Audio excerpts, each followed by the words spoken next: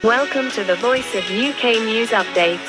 Moscow नुमाइंदा vice of UK रूसी सदर व्लादिमीर पुतिन ने कौम से खिताब के दौरान कहा कि मॉस्को के कॉन्सर्ट हॉल पर फायरिंग में मुलव्वस 4 मुलजिमों समेत 11 अफराद को गिरफ्तार कर लिया गया है। उन्होंने दावा किया 4 हमलावरों ने छुपने और यूक्रेन जाने की कोशिश की थी। रूसी सदर ने इसे दहशतगर्दी का जालिमाना हमला करार दिया। उनका कहना था हमलावर हमें तकसीम नहीं कर सकेंगे। रूसी सदर ने 24 मार्च को यौम सोग का ऐलान किया। वो कहते हैं कि जिन्होंने भी इस हमले की तैयारी की उनकी निशानदेही करके उन्हें सजा दिलाई जाएगी।